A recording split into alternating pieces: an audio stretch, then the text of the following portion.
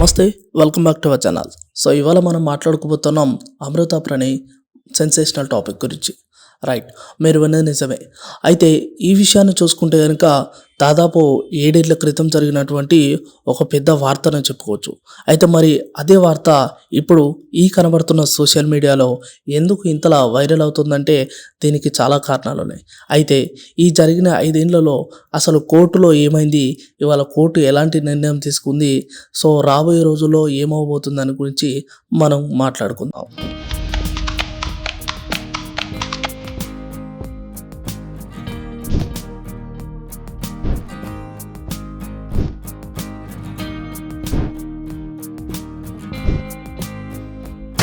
గతంలో చూసుకుంటే కనుక 7 ఏళ్ల క్రితం ప్రణయ్ అండ్ అమృత వాళ్ళు కులాంతర వివాహం చేసుకున్నారు. అవును, మీరు వినే నిజమే.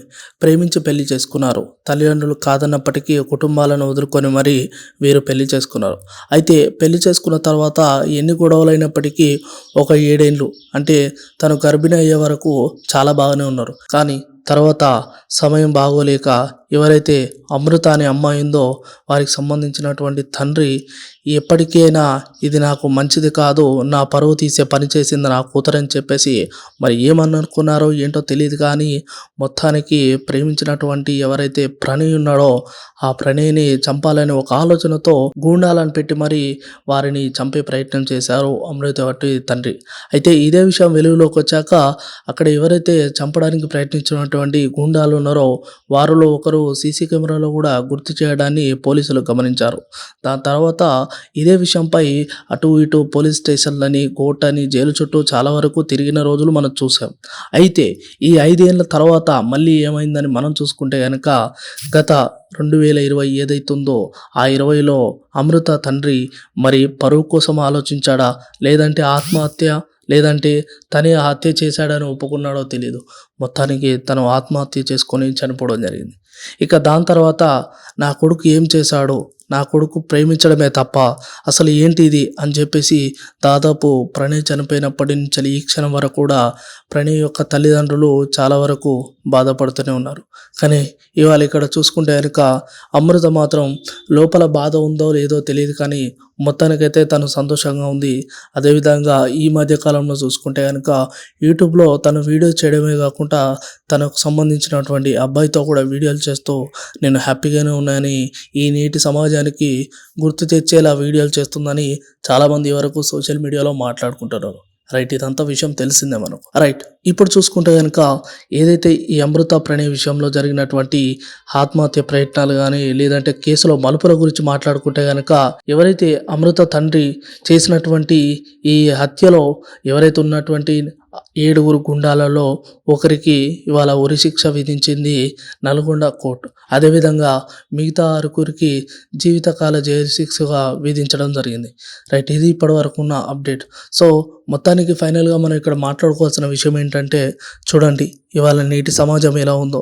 చిన్నప్పటి నుంచి వెళ్ళి కని పెంచిన తల్లిదండ్రులు వారి పిల్లలను ఏదో విధంగా పై స్థాయిలోకి తీసుకెళ్ళి వారు అనుకున్నట్టు వారి భవిష్యత్తును చక్కదిద్దాలని ఒక ఆలోచనతో తల్లిదండ్రులు ఉంటే, కానీ నేటి సమాజం పిల్లలు ప్రేమ పెళ్ళి అని చెప్పేసి కన్న తల్లిదండ్రులనే వదిలేసి వారికి ఇష్టం వచ్చినట్టు వారి జీవితానుసారంగా వెళుతున్నారు.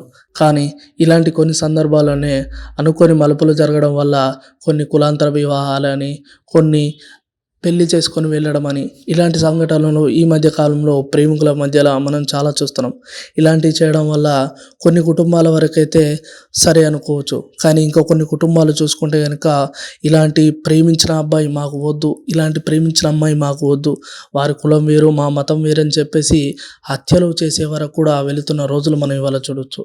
సో ఇవాళ సమాజం, ఇవాళ భవిష్యత్తు, ఇవాళ రాబోయే ఎవరైతే యువతరం ఉన్నారో వారు ఆలోచించాల్సిన విషయం ఒక్కటే, తల్లిదండ్రులకు మించిన ప్రేమ వేరే లేదు.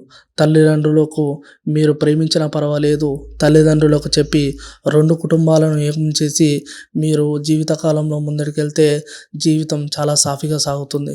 లేదు మేము ఇలానే ఉంటాం, లేదు మాకు ప్రేమనే ఇంపార్టెంట్, కన్న తల్లిదండ్రులు ఇంపార్టెంట్ లేదంటే మళ్ళీ ఒక అమృత ప్రణయ్ కేసులో ఎలాంటి మలుపులు జరిగాయో రేపు భవిష్యత్తులో మీ విషయంలో కూడా ఇలాంటి మలుపులే జరగబోతున్నాయని చాలా వరకు కూడా ఈ విషయాన్ని పరిగణలో తీసుకున్నటువంటి పెద్ద పెద్ద వాళ్ళు సోషల్ మీడియాలో నెటిజన్లు కూడా చాలామంది వరకు కూడా సోషల్ మీడియాలో మాట్లాడడం జరుగుతుంది. ఒకసారి ఆలోచించండి, నేటి సమాజం ఎటు వెళ్తుందో.